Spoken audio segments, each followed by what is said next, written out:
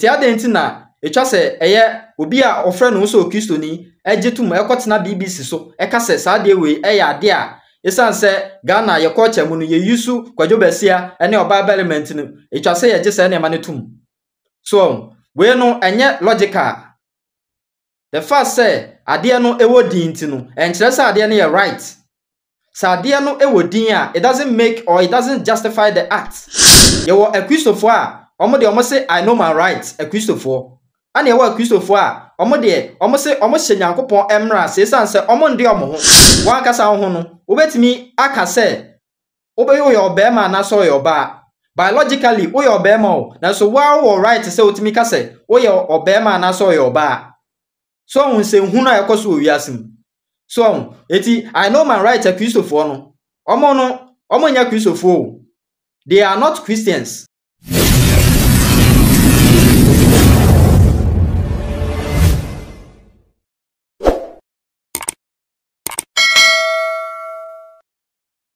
Memo akwaba sonko sukwa do ba sa channel so na sene na yede dikan o de hwe sa channel ya me se so betna ase na wo be hwe video ya me ne wo eba be yi na wa hwe watie mu nsem yi sanse e video a ehia yi pa ehia ema okristoni biara ene empo obi biara onya me ye okristoni ebeboa amwate ne ma bi ase ewo eye kristosum mu na video a me ba be me ka wo se won subscribe to say channel ya wo be subscribe na afi wa leave comment or comment section na se e de ama me na obesan share video yi ama foforo enya mu chefa na video be na me no ba be na video yi efa eye Catholic cardinal panimu kese a eye Catholic fonsi ni fam kra a ye fe no eye Peter Turkson oye Ghana ni na emra eye Pope Ephraim no ni din apiem se obetimi aye omo a obetimi asi Pope na oye contender kese pa se obetimi asi Pope anemu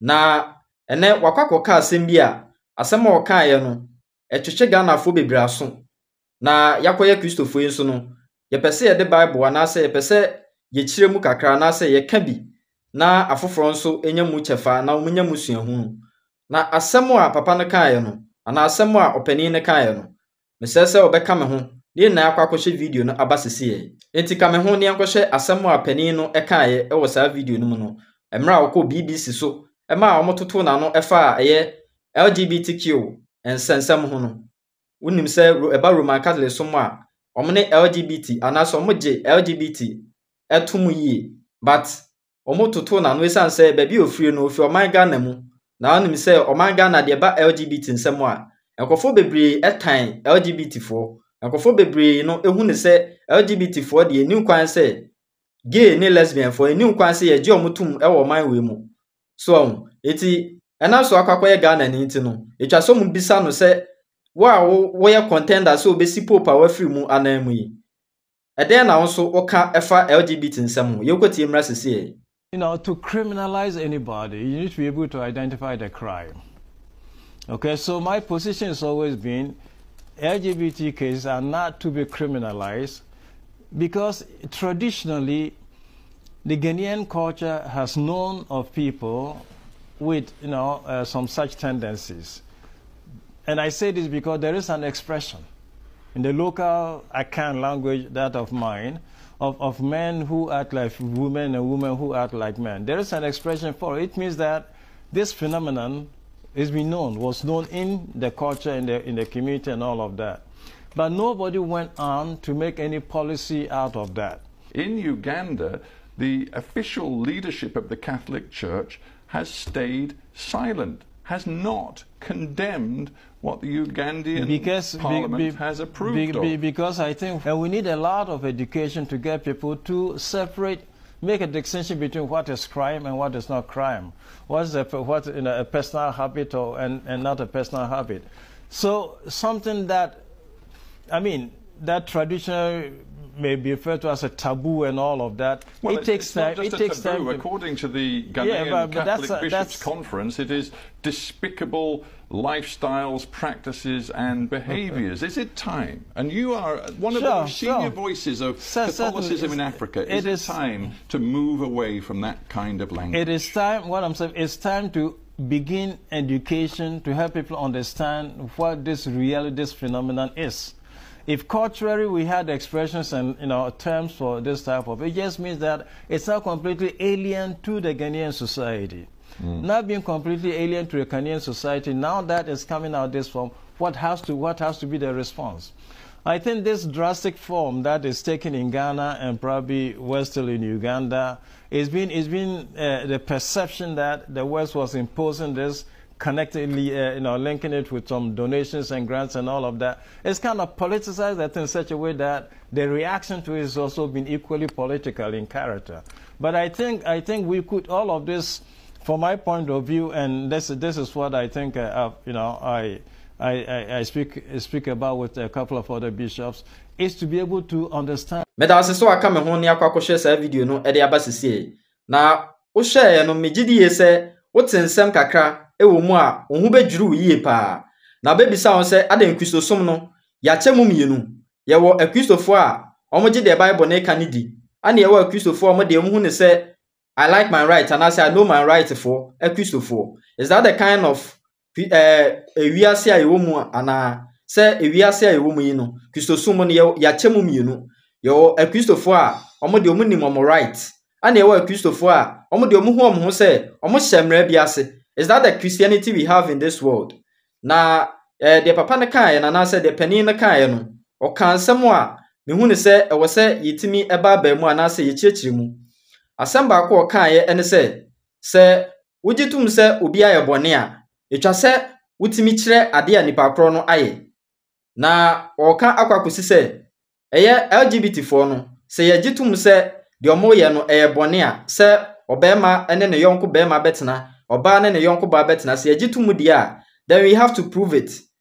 Na ade ba ko a ogina so a ode ka nsem we na ne se ye culture anase oba Ghana man mu a enam se eye ye wo kasa bi te se kwadwo basia ene oba belema ene bema a oye oba ye wo expression bi santi no we che se oman no LGBT nsem no enye alien crowd to oman Ghana isan se ye culture mu no anase ye kasa mu no ye wo ensem bi te se obi a oye oba oye no te se bema no ye fe no oba bema ana obema nso a oye no te se oba ye fe no kwadwo basia it se ye wo expression bi sa e wo ye kasa mu dia ene why do we bastardize those who we claim that they are such people? Adentina etwa se etwi omanim anasa adentina etwa se eka omanim isan se ye culture no krampo ne ye kasa eje ye kasa mu no sansam no ewe ye kasa mu kwadwo basia ene oba berima na ewe ye kasa mu tidentina etwa se ye to obi a oye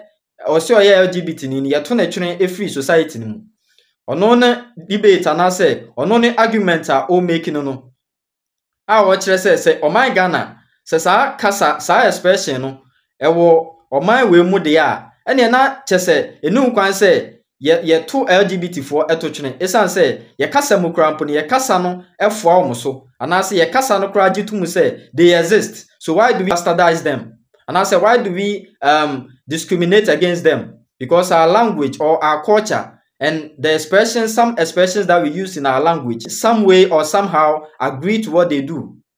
Na mibisa question bi o se okọ man bi mu na so mu ye bibi ana so mu tu anamon bi ana se omo wo enema bi a omo ye e wo man mu na se saade no eye nipa dodo e wo man mu no ana se omo culture enye saade ne ntumu a enam se saade no ewo din anase ye known say exist ewo man mu ntino. Is it, or does that make such practices lawful? Say eye wote Israel uko Israel memu a anase uko apam dada musum mu a ana Jewish religion mu a uko Bible mu a wote say Yakopon de mra bi ema Israel for ese ema obema ene ne yonko bema enya de enda anase ema obema enkofa ne yonko bema. So, it is the fact say Yakopon eka sensem we or Bible mu no. It means say it is known say they exist. It is known say yawonkofo or kromu a omo exist here na omo eye omo ho sa. But Yakopon so asemra e de atia. So the fact say Yakopon nim say they existed no. Esan say ochi na otanti no or semra di tiae. It is wrong. It doesn't mean say oko kro bi so na say expression bi exist o kro ni mu na enkofo use say expression and na say known to the people. It doesn't mean or it doesn't make that thing lawful. Emma ade no emeye ade a etwa say yagitum ana say emma ade no emeye right.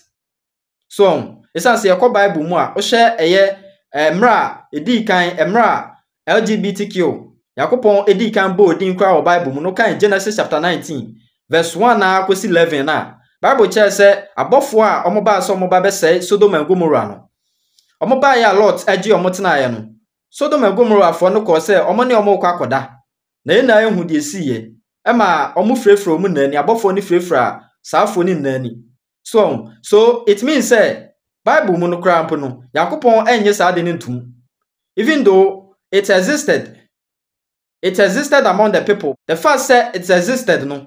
Yakopon anya ntum. So it doesn't mean say expression be a known. E wo kro bi mu a ana say ye use expression bi e wo kro bi so a na che say sa de kro no ye gitum. Enya no kre. The first say exist no. Kasa na exist no. It doesn't mean it's lawful.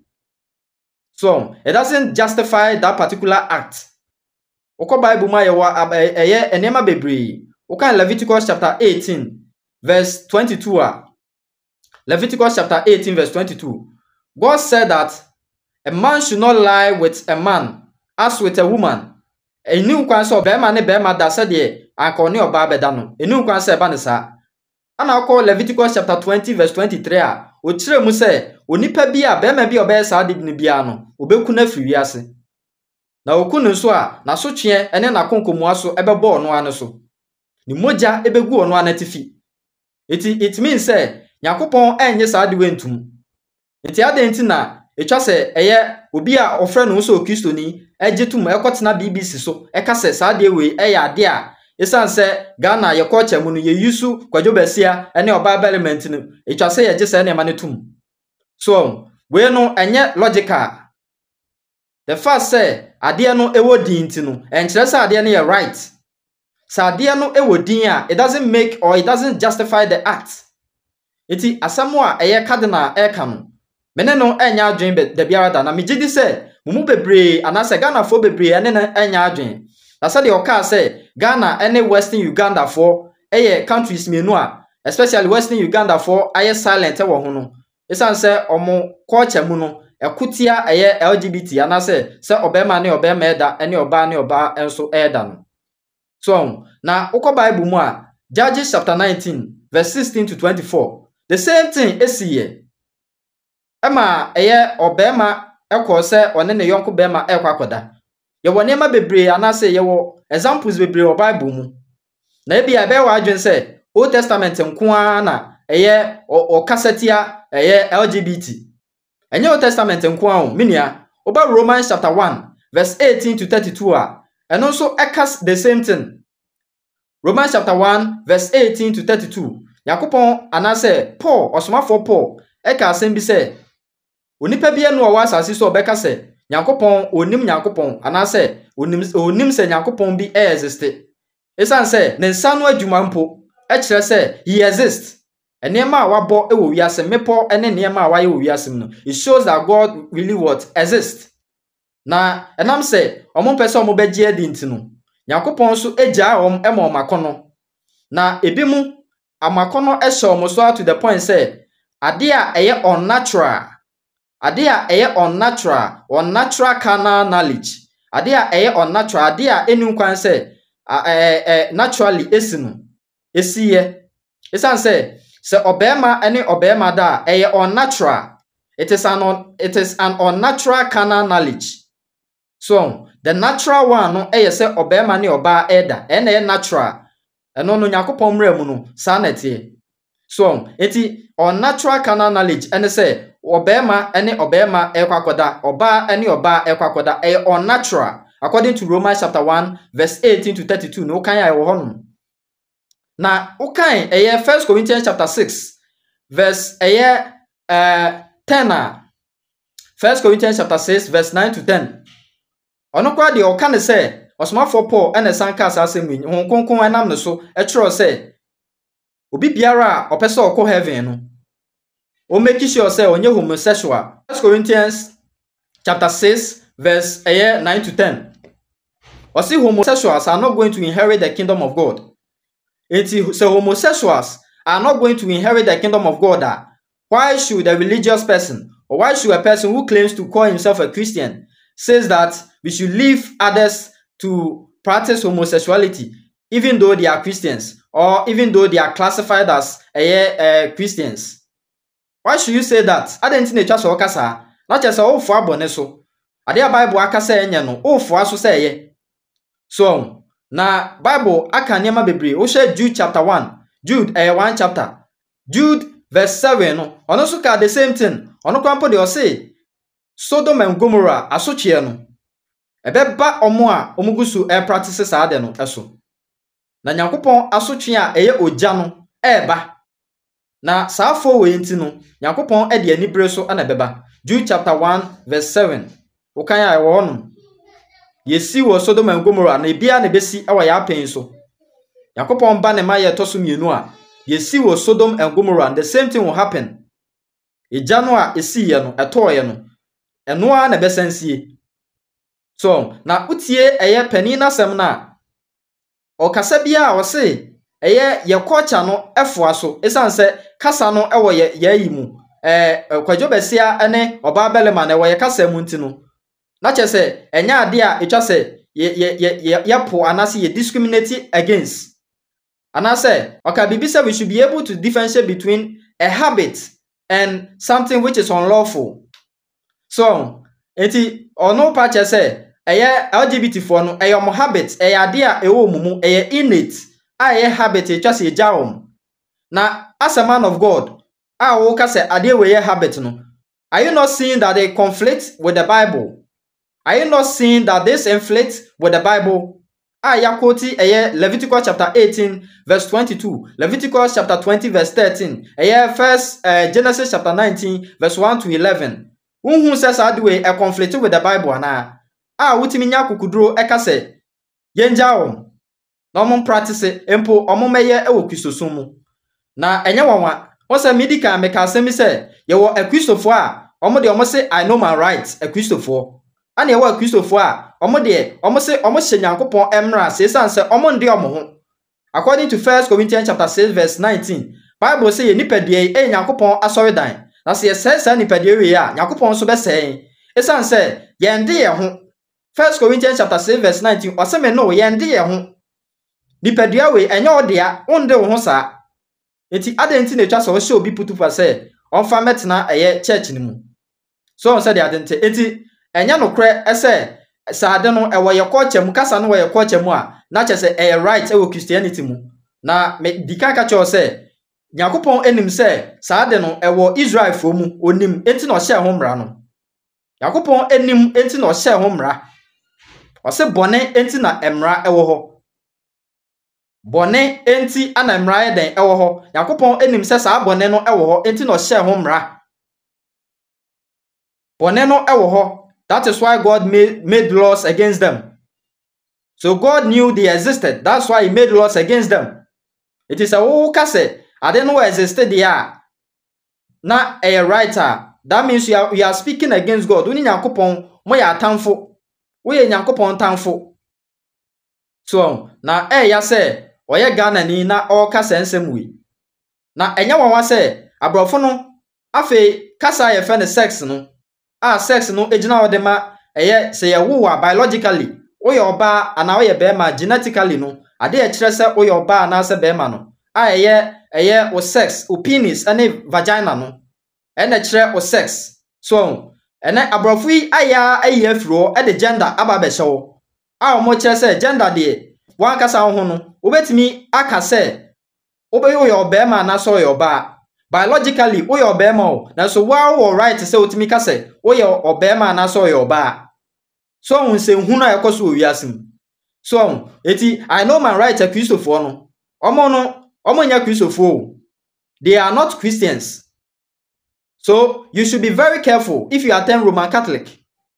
So openi no da wanim no what asama woka ana agusu ti asori no mu eti etwa so hu se enya asori bia na de obekọ heaven etwa so hu ne saa enya asori bia na de obekọ heaven asori bu wa akọ a ebonsam jam straight eti hwe ne yie awo sensem we hu wan hwe ne yie a daachi you laugh at the wrong side of your mouth etwa se me no mie ne hwe bibi yie na se oba Ghana ye mra mu krampo na so hwe the criminal justice system of Ghana oman Ghana mu ase no ye wo eye common laws and ye wo customary laws eti customary laws ne ye laws a eye community bi age atum se omode be ye adwuma ebi ne LGBT nsam ye o de enti a oman Ghana nipa bebre enje LGBT entum ne se customary no ene ye mra no enko ene ye customs enko ene ye customs ebo abra so we see it as unnatural. It is an unnatural carnal knowledge to practice LGBT. Say obema ni obema eda and as oba any oba eda. We share the criminal offense law of Ghana. We share a year at 29 section 104(1)b. We share section 104(1)b of at 29. Asemwa eka ewo constitution say obi biara obefa obi a owo 16 years or above. Send the pan 16 years or above.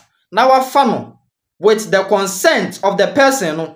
You have committed a misdemeanor. You have committed a misdemeanor. Add misdemeanor no emremuno e pache sa waye bone. Enti according to the crime offense of Ghana no, the criminal offense system of Ghana no, at 29 section 104(1)b. And actually say having an unnatural carnal knowledge of a person who is not less than 16 years. That is 16 years or above. Nipa no wedi 16 years chrono. Se one sa nipa no ekoda na unnatural carnal knowledge, which means say obema ni bema na se nipa no ojitu mumpo a bone etia Ghana mra misdemeanor. Yakasa misdemeanor ye betimi atwe aso. Ubetimi kra demo enfie baako anase less than 1 year. Eti we chere say customarily no Ghana in our customs no enje sa de wentum. Eti me ka chere say Ghana emra mu no is made up of common laws and customary laws. Customary laws no emra your customs agitum. So eti say customs enje LGBT entumu a the Constitution of Ghana cannot accept LGBT because our customs go against it. So on said the identity. It was said, Papa no oshe bibi ye pa. Na medical catcher so onye Christoni, obi biara o yes nema we no onye Christoni.